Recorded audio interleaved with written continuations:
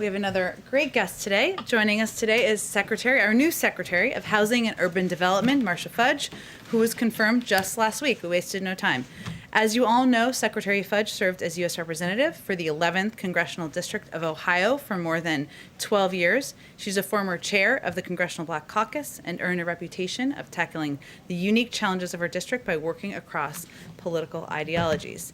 In 1999, Secretary Fudge was elected the first female and first African-American mayor of Warrensville Heights, Ohio, a position she held for 2 terms. As mayor of Warrensville Heights, she adopted one of the first vacant and abandoned property ordinances in the state. Additionally, she brought new residential development to the city and addressed the city's growing foreclosure crisis through the formation of a long partnership that helped residents maintain the financial security needed to buy or keep a home. As Secretary Fudge has said, her first priority as Secretary of Housing and Urban Development is to alleviate the housing crisis and get people the support they need to come back from the edge. She's happy to take a couple of questions after she gives some remarks. Thank you again for joining us. Thank you very much, Jen. Good afternoon. Good afternoon. Good afternoon. Oh, thank you. I was wondering if I was in this room by myself. Jen, thanks for inviting me to speak about the importance of the American Rescue Plan as it relates to the urgent needs, housing needs facing our nation today. What a way to complete my very first week as Secretary of Housing and Urban Development. At HUD, we know firsthand the severe impact of COVID-19 on our nation's housing crisis. HUD staff in every region of the country have worked tirelessly to assist grantees and recipients of HUD assistance in their response to the pandemic. We've helped housing owners, housing authorities, and communities provide additional rental assistance and support new efforts to eradicate homelessness. We've extended the Federal Housing Administration's foreclosure and eviction moratoriums until June 30th to support the immediate and ongoing needs of homeowners. Under the Biden-Harris administration, HUD is making greater efforts to keep Americans safe from COVID-19. We're strengthening partnerships between recipients of HUD assistance and public health agencies and healthcare providers. Many of the people living in federally assisted housing have risk factors that make them particularly vulnerable to COVID. These factors include disability, race and low income, along with racial and ethnic disparities in access to response care and treatment. We're making sure that federal, state, and local efforts to reach those most at risk of COVID are linking those efforts to people living in housing HUD supports. The American Rescue Plan is critical to our success in these efforts. Some of you may know that my last vote as a member of Congress was for the American Rescue Plan. I was proud to vote for this historic legislation to get help to the American people during this moment of great challenge. I thank President Biden for the leadership that has gotten us to this point. The American people can be confident that help is here. The President has described the American Rescue Plan as shots in arms and money in pockets. I would add, it relates to housing. The American Rescue Plan keeps people housed and brings people home. And with that, I would take any questions that Jen is going to allow me to take. So y'all make anytime. Jen is in charge. I'm just here. Go ahead. If I can, Secretary Fudge, thank you for being here. We appreciate your time today. The head of the National Housing Conference said that HUD's ranks have been gutted, morale has never been lower, and the challenges to HUD's constituents have never been higher. Just in simple terms, can you describe the state of your department as you take it over today? Well, I would say this to you, and I actually had the opportunity to talk to the President about it since I've been here. We are thousands of people short of where we ought to be. Our staff is outstanding. They are under-resourced, understaffed, and overworked. But we are going to make some major changes and very quickly. The rescue plan is allowing us to do things that we may not have been able to do without it. So I'm especially pleased that the President had the foresight and the vision to give us a historic, maybe one-time opportunity to change what is going on in housing in this country. You put out some new numbers today as they relate to homelessness in this country right now. Obviously, it's a number that the whole country is dissatisfied by. Thinks the number should be much lower. I'll ask this in two different ways. One, can you set a goal where you think that number should be, and in what time frame you think you can meet such a goal to reduce homelessness in this country, and specifically for some of the blue parts of the country that some Republicans have criticized, San Francisco, New York, where the homeless numbers have been high. What specific advice and what you can specifically do to target those communities to alleviate those high numbers? Well, the first thing I'd say is that the president gave us a charge early on as to what he wanted us to focus on, especially in the first 100 days. Homelessness was at the top of the list. One was expanding vouchers. Thirdly, he wanted us to find ways to expand and put in the market new affordable housing. So with the $40 billion that we have now, what we expect is this. We have $5 billion set aside to do nothing but address homeless issues. So we know that with those resources, over the next probably 12 to 18 months, we know for a fact that we can get as many as 130,000 people off the streets. We also know that our local partners are going to assist us in finding other rental opportunities. So we believe we can put a major dent in it. But if nothing else, what we will let them know is that there is an opportunity to find a way off the streets. We have more programs in place to assist people who are already in public housing to find a way to buy housing. We know that affordable housing is a problem all across this country. I don't know where my Republican colleagues live that don't think that there is a problem, but there is. So many of us just choose to ignore it. Mary? Thank you, Jen Psaki, for being here. The federal moratorium on evictions is set to expire at the end of this month. Are there plans to extend that? And if not, what do you say to families who are worried that they may be facing eviction? Well, what I would say first is that the HUD moratorium expires on June 30th. The CDC is in the process of trying to determine what is the appropriate way forward, and I would hope that you would ask them that question. And just one more, if I can. The experts tell us that the December tranche of COVID relief is just now starting to come online. People that we've talked to are still seeing some big glitches, when they try to apply.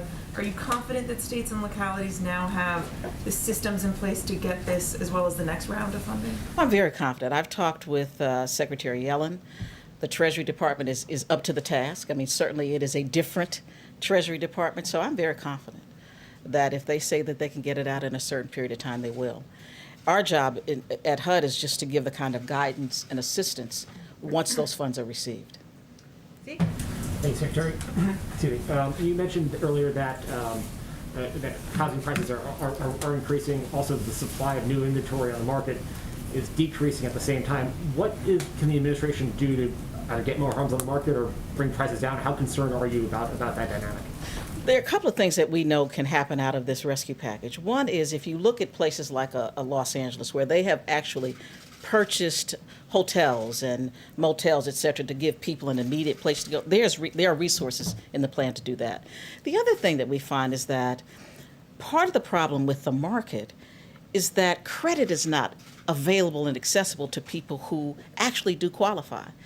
So since FHA is certainly a part of what we do, we're going to ensure that we can talk about down payment assistance. We're going to talk about maybe some restructuring. We are going to make sure that people who qualify have access to credit. We all know that there have been problems across this country for many, many years. That is why I'm so pleased that President Biden talks about equity. He talks about equality, closing the racial wealth gap, which is bigger today than it was 50 years ago. So we know that we have the tools.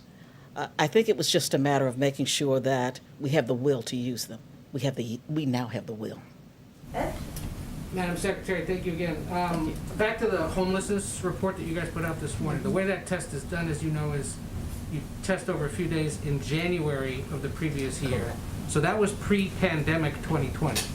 580,000 people on the streets homeless, pre-pandemic, correct. 2.2% increase from the year before. Do you have any sense of how much more homelessness may have increased once that pandemic began, say, April, May into the summer? I can't give you numbers. We know that it has increased. We just don't know those numbers. So really not till next January will we Correct. be able to get some sense of how it might have affected. Correct. And Nancy? Nancy and Alex, and then we'll have to let the secretary go back to work. Go ahead, Nancy. Thanks so much for being here. I appreciate it. My pleasure. Two questions. One, does the Biden administration have any plans to restore or tweak that Obama-era fair housing regulation, which the Trump administration weakened in the summer of 2020? We are looking at it. Certainly, we know that fair housing is, in fact, the law of the land, and we want to use every tool we have. I think that the prior administration did roll back some fair housing tools that we have, so we're looking at how we can go back and make those better and get them re-implemented, if possible. And then just second question, what are your thoughts on whether or not there's a housing bubble right now in the U.S.? Well, I would say that that's a kind of a tricky question. There are those who would say yes. I would say at this point that until I can get the kind of data that I need from the GSEs and from FHA, that's not something that I could really give you an accurate answer on. But I know that there is a problem with the market today. Alex, make it a good one, Alex. No pressure. Well, I got two, because I'm going to be just a little bit greedy. One from our housing reporter, which is, are there some parts of the COVID response, whether or not in ARP or generally, that are currently temporary that you would like to see permanent when the crisis eases? Oh, I'd like to see most of it permanent, no question about it. I think that when we talk about housing needs, we can't at this point come up with enough money to take care of all the homeless people in this country. We cannot, through this package alone, repair and restore 50-year-old housing authorities across this country, which are crumbling every day. We cannot abate lead in every single building we need to with these resources. We need at least another $70 to $100 billion to do those things. So yes, I'd like to see a stream of resources available to do this, not just in this package, but ongoing. And the second question is, you may have seen that former Congressman Richmond weighed in on the primary to succeed him in his congressional seat. Who? Congressman Richmond. Yeah. Never heard of him. I was wondering if you want to take the opportunity to weigh in on your race and who you think should succeed you and what you're looking for. No. All right. So how about the Senate race in your state? Is there Democrats that should run? Oh, absolutely. I have two friends that are thinking about it. Tim Ryan, of course, is thinking about it. I understand Nan Whaley is thinking about it. I mean, I think we're going to put a good person in that race, no matter who we choose. But they're both friends. I think we have a good shot at it. I know people have written off Ohio.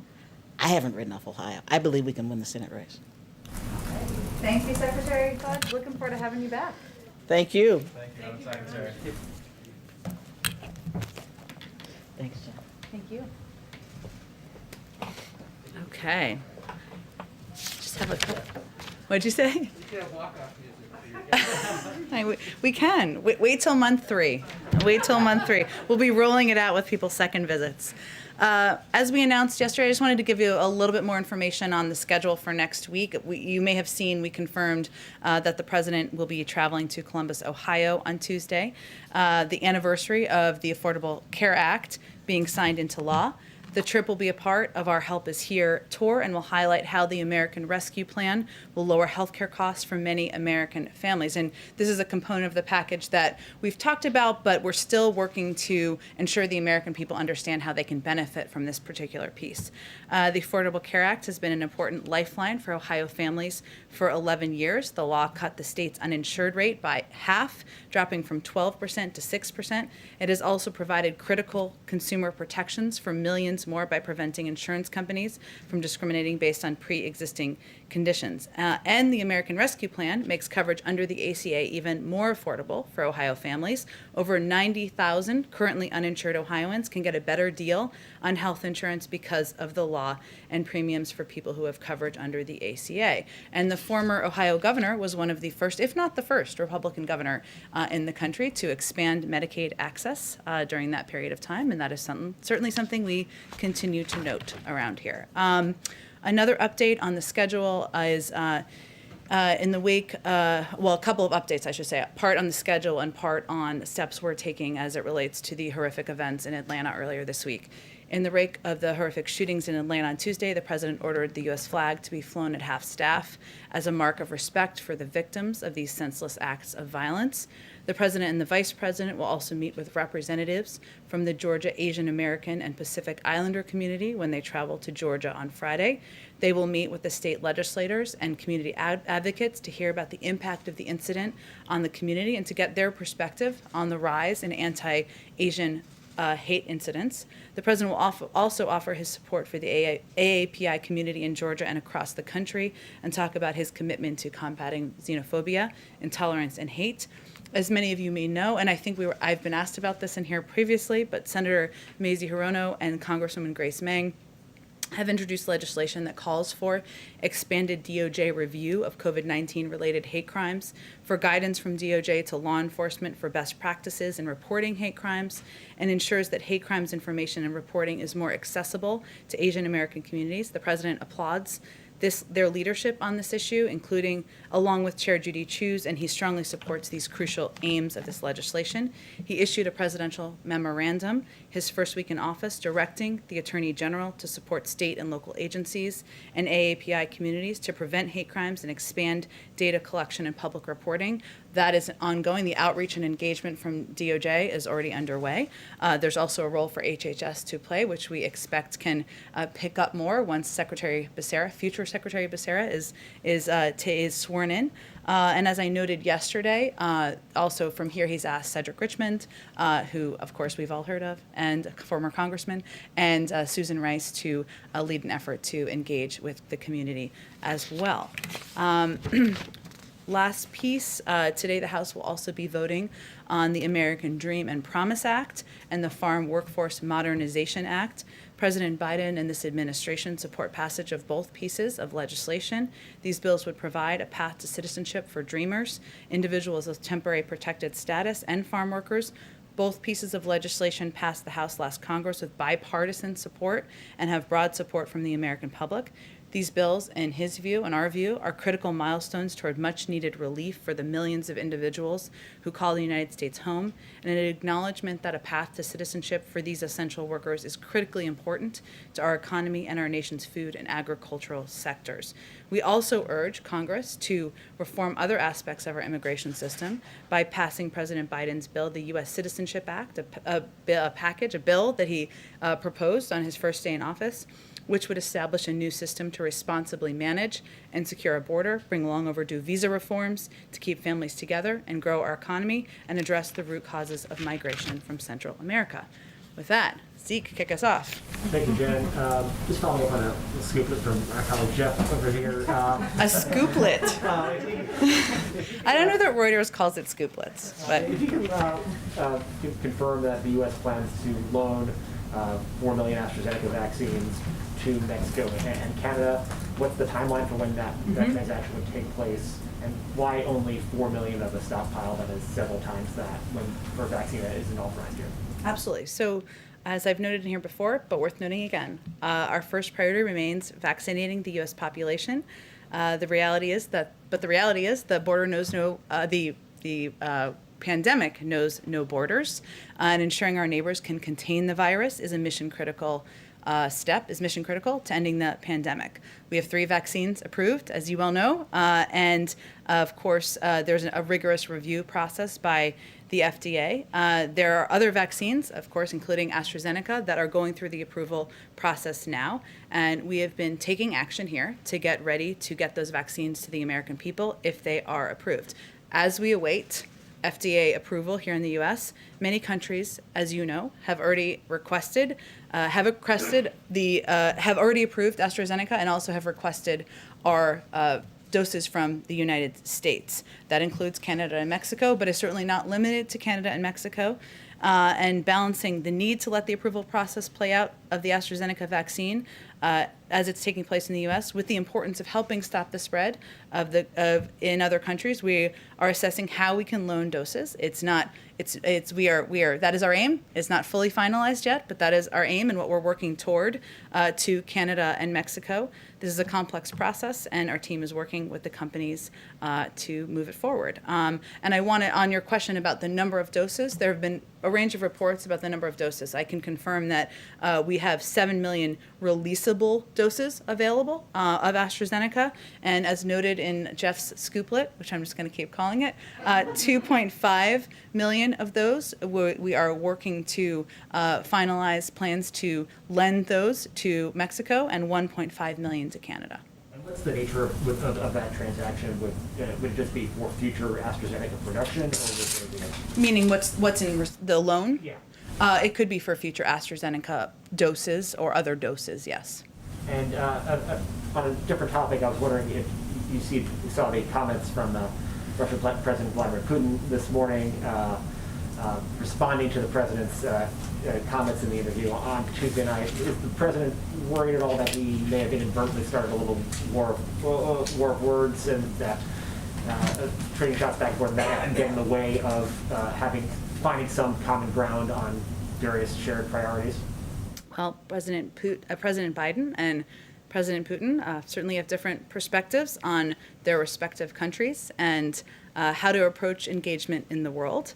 But where they agree is that we should continue to look for ways to work together, as was noted in part of President Putin's comments. And there are areas of mutual interest. New START, which we just extended for 5 years, is an example of that. Obviously, Russia is also a member of the P5+1 as we look ahead to what's possible there as it relates to preventing Iran from acquiring a nuclear weapon. So we are confident that we can continue to look for ways where there's a mutual interest, mutual national interest, but the president is not going to hold back, clearly, when he has concerns, when he has, whether it is with words or actions.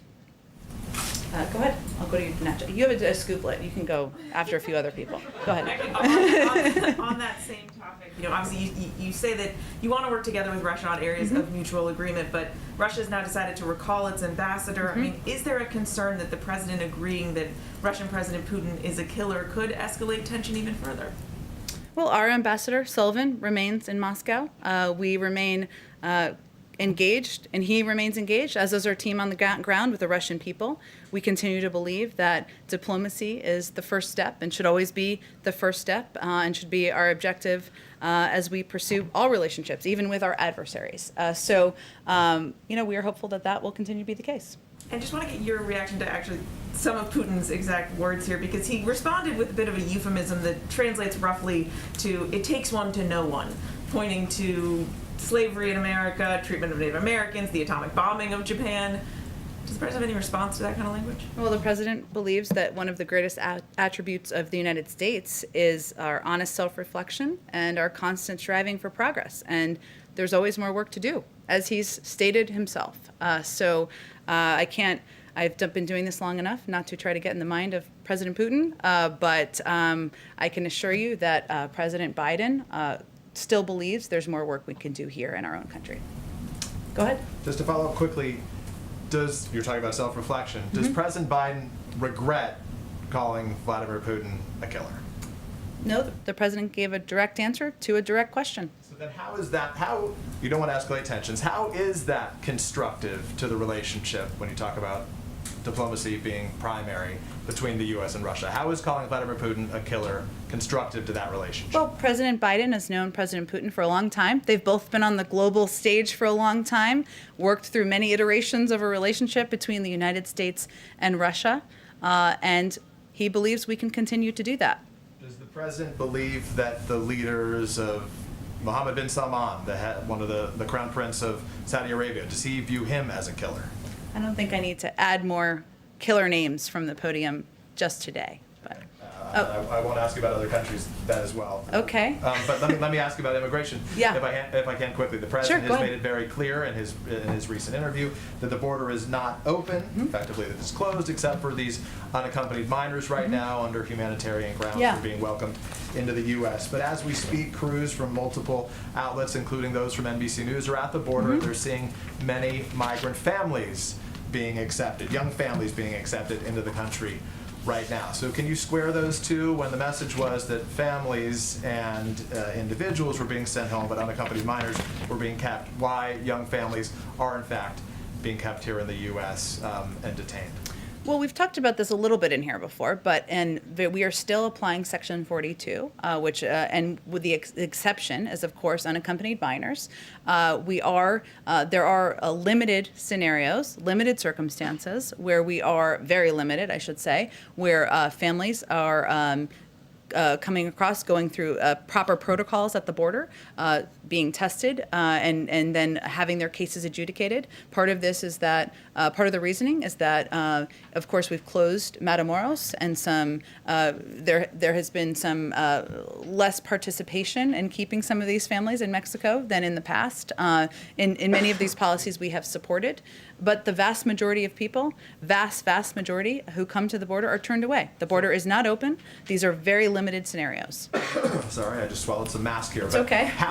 We've all been there. How limited is very limited? How many are being allowed in as it relates to families? And specifically, if the message that the president was sending this week is that the border is not open, what is the message to those families, given some are being allowed in right now? The message continues to be, I'd be happy to provide you the numbers. I think CBP has the most up-to-date numbers, so I'd point you to them, and they provide those regularly. We'd certainly support that. I don't have them in front of me right now.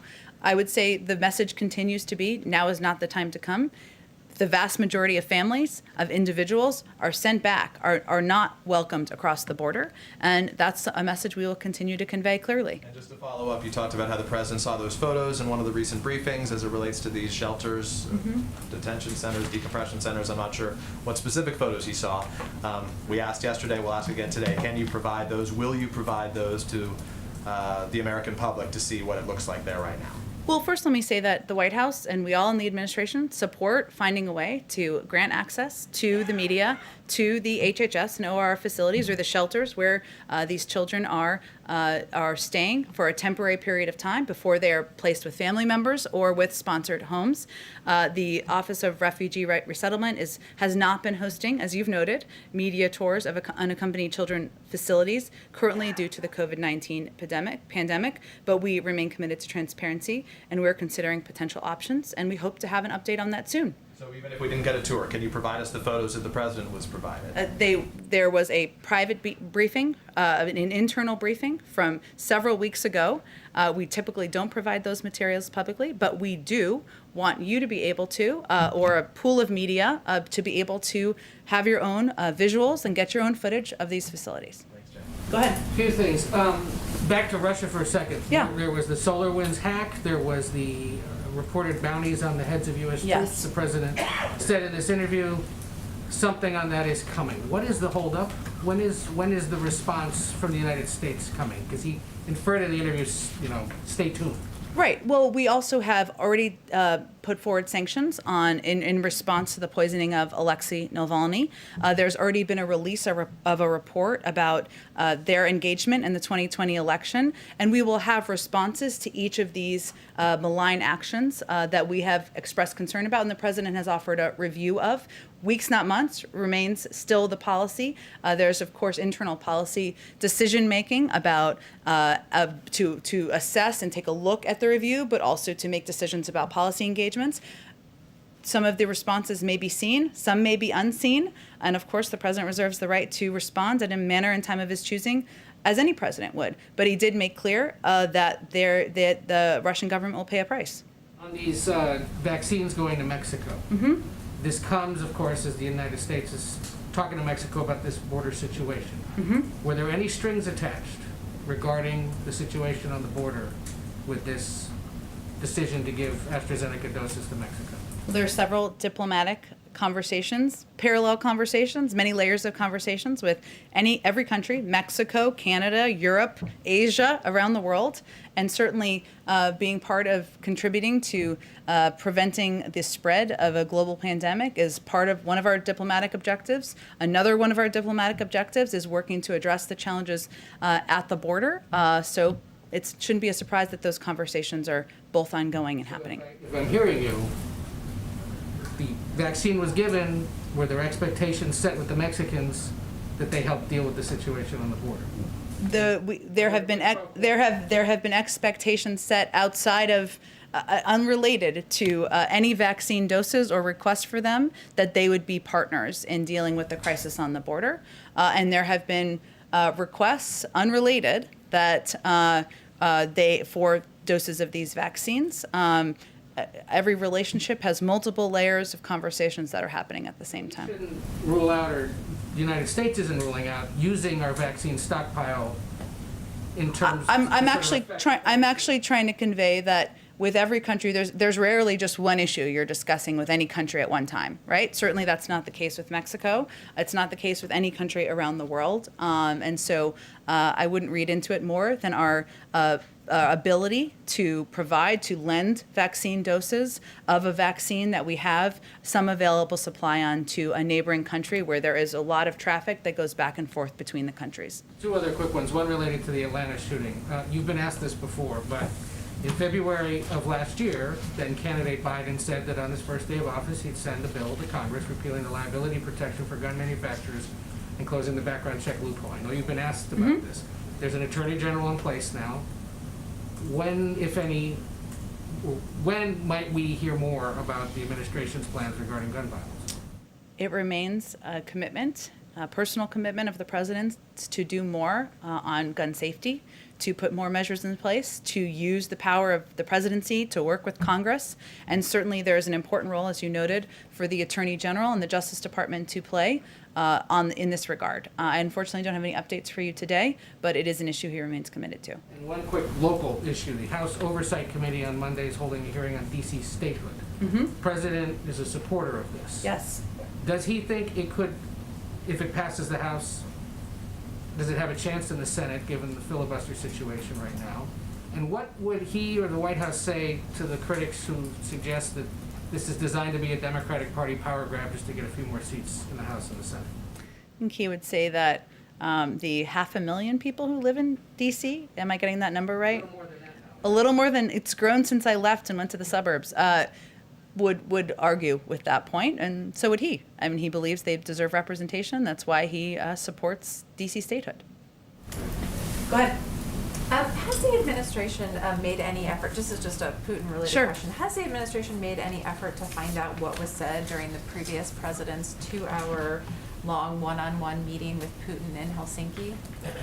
It's a great question. Obviously, there's intelligence reports that may reflect that, but I'm not aware of any specific deep dive into that. I'm happy to check if there's more on it. And just, I'm sorry, one more question. The Chinese government has indicated that it wants to meet with President Biden virtually in April before that climate summit. I'm wondering if the Biden administration is open to that, and if there have been any talks about setting that meeting up. I know we'll have more on the climate summit, which is just over a month away now, so it's coming closer, and there are, of course, a range of international global participants that we anticipate being a part of it, but we're not at the stage where we're discussing bilateral meetings at this point in time. Go ahead, David. Oh, sorry, Jeff, I'll come back to you next. I'm not trying to give you a hard time. Go ahead, David. Maybe Mr. Skuplik should go first. Yeah, maybe. Sorry to go back to the Russia Sure. question here, but the president now, by my count, has said that Russia would pay a price for solar winds. He has said that they would pay a price for Navalny, and as Yeah. you pointed out, there have already been some sanctions there. Yeah. Yesterday, he seemed to suggest that they would pay a price in addition for the meddling in the 2020 elections. And yet at the same time, your own colleagues seem to have sanctions fatigue out here. Who are my colleagues? In the government? Or your colleagues in the State Department, the West Wing. I mean, you announced sanctions on Russia back when you were State Department spokeswoman. Is there any evidence that the method that we're using so far of sanctions is actually affecting Putin's behavior? I don't think we would rely, David, on sanctions alone. We do think that they have been effective modes. I mean, history, you've written many stories about it, about the role sanctions have played in moving global diplomacy forward, and we certainly are a believer in that. But as you also know, there are a range of tools at the disposal of any president, seen and unseen, and I'm just not going to get ahead of the process of what considerations are underway. On China, obviously the meeting is yet to happen today. But at the end of this whole process, once Mr. Sullivan and Mr. Blinken come back, what does the president think is the next right step? Is it further meetings at this level? Is it more direct conversation like the one he had for several hours last month with President Xi? Is it a response to the Chinese related hack that he's also trying to go deal with? I expect he'll make a determination about that when they return and he has a chance to talk to Secretary Blinken and National Security Advisor Sullivan, in part because he doesn't see this, nor do they, as a preset series of meetings like the traditional dialogues that we've seen throughout other administrations, including ones that he has previously served in. This meeting, we certainly anticipate will have difficult components of the conversation. We expect it to be frank. They plan to cover areas where we have concerns, including human rights, Hong Kong. Obviously, we've put forward some sanctions related to the anti-democratic actions in Hong Kong over the last couple of days. Technology, whether it relates to the theft of IP or data protections, military tensions in the region. So it will cover, as will be no surprise to anyone here who follows China closely, a range of topics. And I think the president's eager to hear from them on how the conversation goes and work with them to determine what the next right step is. I will say that in his mind and in the minds of National Security Advisor Sullivan and Secretary of State Blinken, a big part of the strategy is approaching our relationship with China from a place of strength and strengthening our own economy at home, investing in the middle class, looking at it through the prism of competition, not conflict. And that means there's also more work we have to do here. From your answer, things like the economic and strategic dialogue, which took place in the Obama administration and continued some in the Trump administration, that's over for now. I would simply say that this meeting is not a part of a series of meetings at this point in time. Go ahead. Are we supposed to defer to? Oh, sorry, Jeff. You're kind of getting hazed for your scooplet. Right, I know you can. Okay. He'll just sit on his scooplet. He doesn't care. Go ahead, Karen. A couple questions on schools. Last month, the CDC released school guidance urging 6 feet of distance between students and staff. And now the CDC director says she's revisiting this. We're reporting that this could come as early as tomorrow, that will go from 6 feet to 3 feet. What does the White House say to teachers who are concerned that the science hasn't changed in 5 weeks and that this is political, this change? I would say that the CDC is full of health and medical experts, including Dr. Walensky, who would be the last person to characterize herself as political. She is a medical health expert, and she has looked at this through the prism of how we can take steps to make it safe to reopen schools, and is constantly evaluating how to ease some of the restrictions. And there are, of course, more that often you've all have asked about in here, which are good questions. What about travel? What about masks? They take an approach that is purely through the science. So we'll let her speak more about it when they're ready to release those formal guidelines. The White House directs states to do something with that guidance when it's released, similar to what we saw when the president made the direction on vaccine eligibility. You mean like, will we direct schools to? Now do this. The CDC has said this, 6 to 3 feet. You now have to follow this to push for reopening. Well, social distancing is one of the mitigation measures, right, in the CDC guidance. And I don't know, I have not seen the CDC guidance, so I don't know how it will be characterized in there. But I would certainly say we'd have Secretary Cardona who was just here yesterday, work with schools and school districts to implement. And social distancing is one of the steps, masking, testing, vaccinations, and see how it can help reopen schools more quickly. And you want to see this, I mean, kind of overnight, go from 6 to 3 feet in the schools that are open right now and possibly increase the number of students that can be in the classroom before the end of the year? I don't have a timeline for it. I don't anticipate we'd ask any school to do something immediately overnight, but it will just be additional guidance, which a lot of schools are looking for from health and medical experts on how to safely reopen schools and ensure that the parents in the community, the teachers in the community, the students feel safe going to school. And this just, as they're considering options, this is one of the options one of the mitigation steps a school can take. Go ahead. 2 quick questions to continue with the scooplet theme. Okay. There was a report just about an hour ago that the president intends to nominate Bill Nelson as NASA chief. Can you confirm that? I have seen those reports. I don't have any personnel announcements to make today. Seems like a cool job, though, that I'm not currently on the path to, but it's fine. You're not auditioning right now? I am certainly not. I don't have any personnel announcements to make. Certainly seen the reports. As we have any updates, we'll provide them. And the second question, the president said yesterday that he intends to try to raise taxes on anyone that was making over $400,000 a year. Does he think that's does he intend to wait until the economy is out of the pandemic recession, or does he feel confident that that by making it only on higher earners that it will not affect the broader economy? Well, the president is certainly focused on ensuring the economy is continuing to recover and that people are going back to work and able to put food on the table to feed their families. When we're talking about families making over $400,000 a year, that's about 2% of households in this country.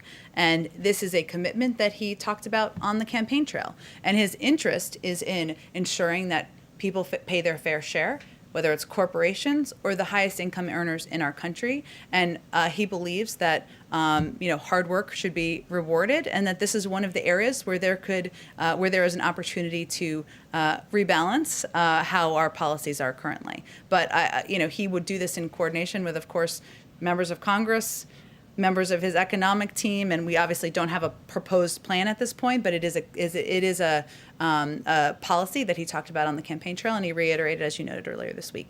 Did you have a second question too, or no? Those are the 2. The scoop question. Okay, got it. Okay, go ahead, Jeff. All right, yay. The man of the hour. On AstraZeneca, you mentioned that the U.S. has 7 million doses, releasable doses, and the company itself has said it expects to have up to 30 million in April. Given that, will the U.S. consider sharing more of these doses with the other countries that are asking, now that you've confirmed that you're doing the same for Mexico and Canada? We don't have anything to preview, but we have a number of requests from a range of countries around the world, and certainly will continue those conversations. Okay, but no commitment at this point to share specifically the AstraZeneca vaccine with others? Well, I will say, broadly speaking, we also anticipate having additional doses of Moderna, of Pfizer, of a range of vaccines, even as we focus on vaccinating, ensuring every adult American has access to the vaccine. It's just a matter of timeline. So I just don't have an update or a preview on that, but certainly we'll have those conversations, and we are open to receiving those requests and obviously making considerations. All right, and just on one other issue, your new U.S. Trade Representative will be ceremonially sworn in later today. 97-0. That I think was her vote. Big number. It's pretty solid. How soon will she start leading trade talks with the UK? I don't have anything to preview. Obviously, that's driven by the policies and the agenda of the president and the overall economic team. I'm sure we will be integrating her into all of the policy discussions as soon as she's sworn in. Let me just get to the folks in the back. Go ahead. Thank you, ma'am. A couple quick questions. When you were talking a moment ago about diplomatic negotiations between the United States and Mexico, you said crisis on the border. Was that a challenges on the border? Okay, but so that doesn't reflect any change in the administration's view of things. Nope. Okay. Well, another quick question then. On Monday, the president said it's important to get the vaccine, and then quote, even after that, until everyone is vaccinated to wear this mask, unquote. Was he speaking generally, or does he believe that we should all be wearing masks until everyone is in fact vaccinated? Well, I think what he's reflecting is the guidance from our health experts that even if you're vaccinated, I am vaccinated, I still wear a mask because there hasn't been conclusive studies yet on the transferability of the pandemic or of COVID from those who have been vaccinated. It continues to be the advice of health and medical experts to continue to wear masks. Right, but every American, is that the standard until every American has been vaccinated, or was he speaking generally? I think he's speaking generally about the need to still observe measures like social distancing and wearing of masks so that even when you're vaccinated, you're keeping your neighbors, your friends, your family members safe. And then back in January, you noted that the administration was reviewing how unmarried couples were handled under travel restrictions. Mm-hmm. Have there been any developments on those restrictions? I know that there's a lot on the administration's plate, Yeah. but in how unmarried binational couples are treated? I don't have any update for you. The review is ongoing. Can I ask you one more question? Sure. Thank you. You're very generous. The Equality Act, as it's currently written, would eliminate the Religious Freedom Restoration Act as a defense for religious organizations against discrimination claims. Given that President Biden voted in favor of RFRA, does he support it being abolished now? I would have to check on the specific components of the package. I'm happy to do that for you after the briefing. Go ahead in the back. Thank you very much, Jen. Two East Asia question and one Asian American question, Okay. if I may. On U.S.-China talks, can we expect the joint statement after talks? A joint statement between them? I don't have anything to preview. I know that National Security Advisor Sullivan and Secretary Blinken will be speaking briefly after the talks conclude, but I don't have anything to preview for you in terms of a joint statement. Okay, another question is, according to Japanese media, Japanese Prime Minister Suga will meet President Biden on April 9th. Can you confirm that? I know there have been reports about a future meeting, and the president's certainly looking forward to meeting with the Prime Minister of Japan. I don't believe a final confirmation has been made here of what that meeting will look like and what the format would be. Okay, and one Asian American question. Okay. On the unfortunate Atlanta shooting, we already see the half-staff outside. Yesterday, you blamed the prior administration about this, which some people agree. But as what Axios reports, quote, the United States rivalry with China had already created unease about Chinese Americans and Asian Americans, unquote. And Axios says we are going to see a huge jump in hate crimes against Asian Americans this year. So it seems to be that President Biden is in this catch-22. On the one hand, he is trying to alleviate the hate crimes against Asians and Asian Americans. On the other hand, he's kind of escalates the tension. How can he really alleviate this situation? I would just refute the notion of that question. I would say that yesterday I was asked, which was a good question, if we thought that the former president's rhetoric had contributed to the actions or the discrimination against Asian Americans, and I said we do, because rhetoric, certainly from the massive megaphone you have from the White House, is something that is heard across the country, and it's important to then be thoughtful about the words you use and how you convey opposition to discrimination of any kind. That was the answer, the question I was answering. The president and the vice president are meeting with leaders of the Asian American community tomorrow. The president raised his concerns about rhetoric, about attacks, about threats against the Asian American community in the country during his primetime address. He signed an executive order. He's asked his members of administration to listen, hear, think about policy solutions. I would say his effort is to be part of the solution, not part of the problem. So I would just dispute your question. Go ahead in the back. Thanks, Jen. A few questions for you. The president mentioned in his ABC interview his thoughts on potential changes to the filibuster. I wondered Does he support getting rid of the 60-vote threshold on the legislative filibuster? I think what he said is that he'd be open to hearing ideas about going back to the talking filibuster, which Mr. Smith Goes to Washington is the best reference that anyone can make on that front. Obviously, that hasn't been the law in the Senate since before I was born, so many years. But that is a proposal that had been put forward by Senator Manchin, and his whole point is that, and as he said in his comments, our democracy looks at moments like it's broken, and it shouldn't be so easy to block legislation. At the same time, his preference and his priority is working with Democrats and Republicans to find a pathway forward on a range of issues where there has been a history of bipartisan support, whether it's infrastructure, immigration, addressing, making our economy and our workers more competitive against the competition with China. There are a lot of ways we can work together. That's his preference. And so he was just expressing an openness to hearing from members of the Senate on what their ideas are. Ultimately, though, as president, he doesn't vote here. It's not a law. He signs into law. It's a Senate rule. So you'll have to talk to them about what their ideas are and what they have the votes for to move forward. So he would defer to senators on whether they would support scrapping. It's not about deferring. He's not in the Senate. He doesn't decide what the Senate rules are. They do. Influence if he were to voice an opinion. He's going to have the senators decide what rules they want to abide by moving forward. Just a couple other quick ones. I wondered, there are a few key agencies that have yet to have Senate nominated or confirmed leaders that are certainly in the news now. CBP, ICE, the FDA during the pandemic. I wonder, does the administration have any plans or timetable for when it might put forward nominees to lead those agencies?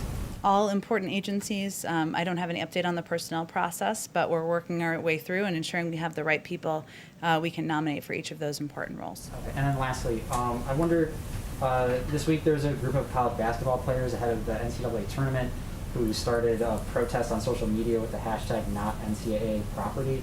And they're looking for more financial freedom and personal protections from the NCAA. I wondered, one of the things they're asking for is a meeting with federal officials and potentially the Biden administration to talk about legislation on this. So does the president support college athletes being able to profit off their name and likeness? And would the administration be willing to meet with these players if they ask for a meeting? I'm happy to see if there's any plans for a meeting and if we've received the request. Go ahead in the back. Thank you, Jen. Questions on U.S.-China meeting. China has a poor record of keeping promises. So how would you characterize the level of trust that the current administration has with regard to China? And also for the bilateral meeting between President Biden and President Xi, what are the conditions that has to be happen? What are the conditions for the meeting to happen? Thank you. I don't think I'm here to set conditions today. We haven't even announced the specific details about the climate summit that's happening in April, which I think was what the bilateral question was around. And we certainly haven't made a final decision about any bilateral meetings around that meeting. As we do, I'm sure we can discuss it further. And then as it relates to the meeting today, I think or that starts today, I should say, it was important to our administration that the first meeting with Chinese officials be held on American soil and occur after we have met and consulted closely with partners and allies in both Asia and Europe. This is an opportunity to address a wide variety of issues, including ones where we have deep disagreements. And so our focus is on having a frank discussion, raising issues where we have concerns, and of course looking for ways and places where we can work together. Go ahead. Thanks. While you've been briefing, President Putin has just extended an invitation to President Biden to continue their conversation, but this time he wants to do it live. He's asking for a live-streamed conversation, an open, direct dialogue. Putin says he's available tomorrow or Monday. Is this something that you would consider? I'll have to get back to you if that is something we are entertaining. I would say that the president already had a conversation already with President Putin, even if as there are more world leaders that he has not yet engaged with.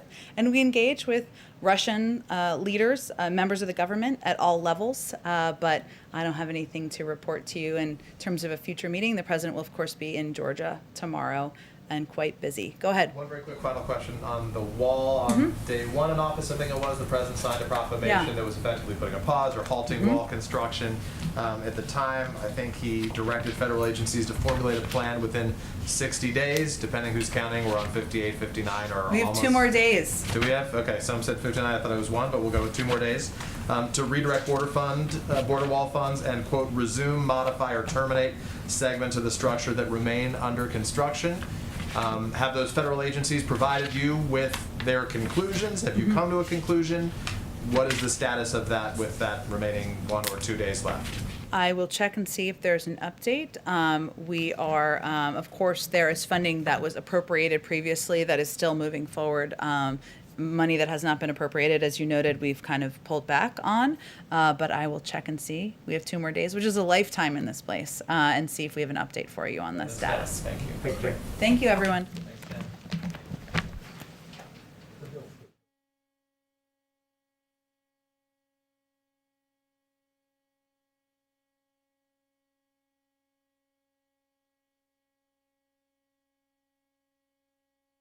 It's okay. Oh, it's your first day. I'm sorry. Well, welcome. So a lot of my colleagues in this room and outside this room have been asking for a while now about the possibility of visiting these facilities where unaccompanied children are being held after arriving and applying for asylum at the border. And part of the pushback that we've received from you and from DHS and HHS is that there are privacy concerns about reporters potentially, And COVID. and privacy concerns in COVID, but specifically to privacy. Reporters have been allowed inside these facilities for years through multiple administrations by multiple agencies, including by the last administration during the family separation crisis, where I think the risk of further emotional damage to these kids is pretty acute. So, has there been, to your knowledge, any incident in which a kid's privacy was violated by reporters who were there to cover the facilities in which they were being detained? Oh, during the last administration? During the long history of reporters being allowed. I would say, as I noted in response to a question or 2 questions that were asked earlier that were very similar, our big concern has been the pandemic and COVID and safety. Of course, there are privacy concerns that anyone takes into account, or I would say any administration should take into account as it relates to members of the media visiting a facility where there are children, as I'm sure you would certainly agree on. I can't speak to what the approach was of the prior administration who was ripping children from the arms of their parents, so I can't speak to what their policies were, but we are working, and we're very committed here from the White House and from the government in finding a way soon, very soon, to ensure that there's access by the media, not by us providing you with what we see, but by the media to these shelter facilities. We believe it's important and vital, and we're committed to it. And we're just working through the pandemic. Is about the safety of staff, the safety of kids as well, and that's what we're working through at this point in time. So hopefully I'll have an update soon. Thanks, everyone. Okay. Social distancing, speaking of. Yep. The president said in the interview when he was discussing, going back to potential talking filibuster, that the filibuster is on his mind because, quote, we're almost getting to a point where democracy is having a hard time functioning. But my colleague points out that dynamic has been true, specifically in the Senate, for a very long time, years even. So was there anything specific to the current dynamic in the Senate that made President Biden sort of decide that now is a moment to change the filibuster rules? Sure. Well, as I answered in response to the question just a few minutes ago, there are a number of ideas that members of the Senate have put forward. They range. Some are against changing the filibuster in the Democratic Party. Some are for it. Some are for going back to a talking filibuster, back to the days of Mr. Smith Goes to Washington. He's watching it closely. He was in the Senate for 36 years. He's happy to hear their ideas. His preference remains working with Democrats and Republicans to get business done for the American people. So it's a conversation, as you well know, that's happening on Capitol Hill right now, and he's certainly watching it as most other people are as well. Thank you, everyone.